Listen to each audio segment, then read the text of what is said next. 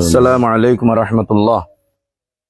সম্মানিত দর্শক, সম্মানিত উলামায়ে কেরামগণ, আমি আবু সুফিয়ান আল মাদানী আখলাকে সাহাবা পেজ থেকে সরাসরি সংক্ষিপ্ত সময়ের জন্য খুব জরুরি একটা বার্তা নিয়ে লাইভে আপনাদের সামনে হাজির হয়েছি।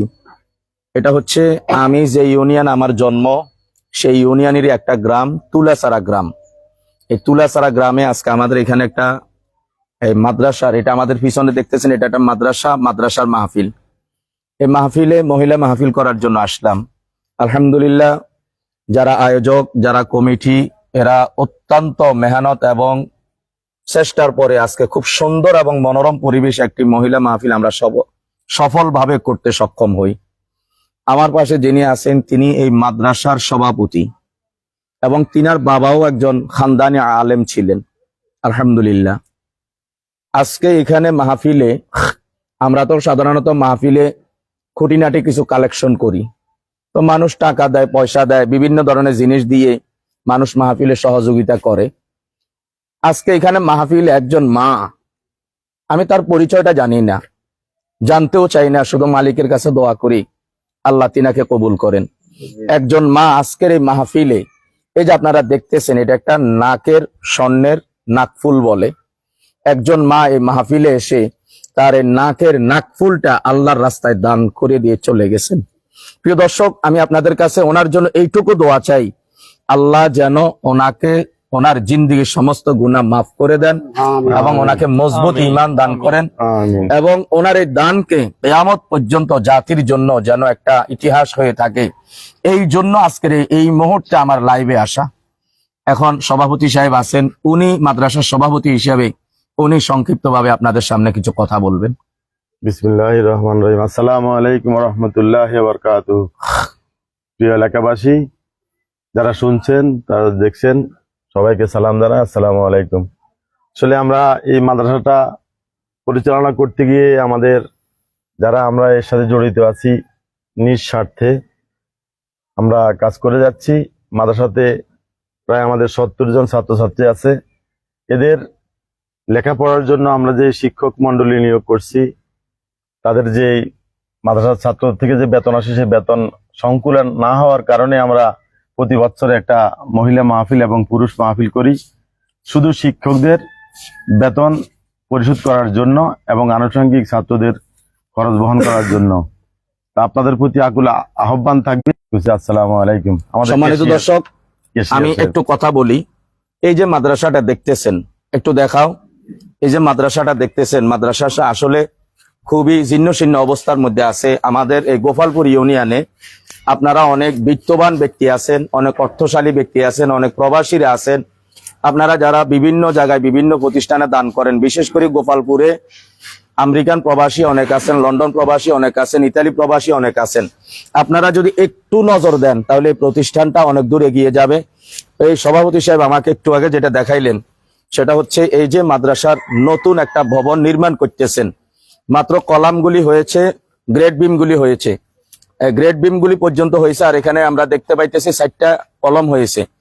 আপনারা যারা আমাদের এই গোপালপুরবাসী আছেন, আপনারা যদি একটু খেয়াল করেন তাহলে এই মাদ্রাসার এই অবশিষ্ট কাজটা খুব অল্প সময়ের ভিতরে করতে পারবে বলে আমি আশাবাদী ইনশাল্লাহ। আমাদের মাদ্রাসার এই যে মাদ্রাসার কেশিয়ার সাহেব, উনি সংক্ষিপ্তভাবে একটু কথা বলবেন, ওনার বর্তমান ক্যাশের অবস্থা সম্পর্কে উনি আপনাদেরকে একটু জানাবেন, মাদ্রাসার কি অবস্থা। আসসালামু আলাইকুম ওয়া রাহমাতুল্লাহি ওয়া বারাকাতুহু। আমি তুলাধারা রাশিদিয়া তালিমুল কোরআন মাদ্রাসার কেশিয়ার সাহেব, আমার নাম মোহাম্মদ ইব্রাহিম। আমি বলছি যে মাদ্রাসার যে অবস্থা এখন, ধরেন আমরা আর্থিক দুর্বলতার কারণে কাজ করতে পারি না। তারপরে দিয়ে ওই শিক্ষকের বেতন, আবার এতিম ছেলেফেলে আছে, এরা বেতন দিতে পারে না। এই জন্য আমরা বই পুস্তক এরা অনেক সময় ভয়ও স্কুলে মাদ্রাসাতে আসে না। আমরা এদেরকে এখন এই কাপড় চোপড় ধরি, এদের বই পুস্তক সবকিছু দিয়ে আমরা মাদ্রাসা পরিচালনা করতেছি।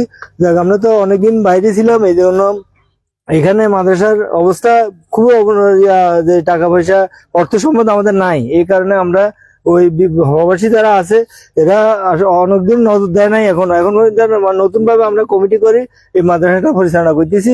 যাক আলহামদুলিল্লাহ, আপনাকে তো আমরা একটা মাহফিলে আয়োজন করছি, মাহফিলের এই কারণে আমরা মাদ্রাসা বেতন ভাতা, এদেরকে স্কুলের মাদ্রাসা শিক্ষকের বেতন এবং কি ওই ছেলেমেয়েদের বই পুস্তক সবগুলো আমরা এখান থেকে, কারণ বেশি এতিম ছেলেমেয়ে আছে এখানে, এতিমের ছেলেমেয়েদের টাকা পয়সা বই পুস্তক যত কিছু আছে যাবতীয় সবকিছু আমরা বহন করি এই মাদ্রাসা থেকে। আপনারা ইনশাল্লাহ যদি কিছু এই মাদ্রাসার দিকে তাকাইয়ে আপনারা যদি কিছু আমাদের সহযোগিতা করেন, আমরা এই মাদ্রাসার উন্নয়নের জন্য সক্ষম হবো ইনশাল্লাহ। আল্লাহ আপনাদেরকে সবাইকে সচেতন রাখুক। আসসালামু আলাইকুম ওয়া রাহমাতুল্লাহি ওয়া জি, বারাকাতুহু। সম্মানিত ওলামায়ে কেরামগণ, আজকে আসলে এই বিষয়টাকে কেন্দ্র করে লাইভে আসা। দেখেন একজন মা কতটা দরদি হইলে, কতটা ইমানদার হইলে তার নাকের নাকফুলটা খুলে মাদ্রাসায় দান করে গেছেন। এর চাইতে বড় দানবীর আপনারা কোথায় পাবেন? এটা আপনাদের জন্য, আমাদের জন্য, সকলের জন্য এটা একটি নতুন ইতিহাস।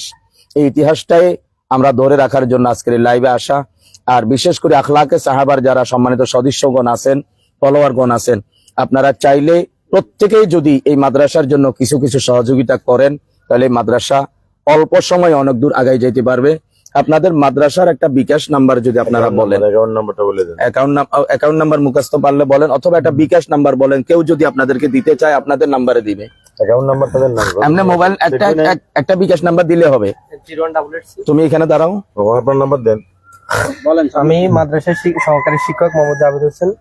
আমাদের মাদ্রাসার বিকাশ নাম্বার হলো 01886888199। মাদ্রাসার নাম্বার?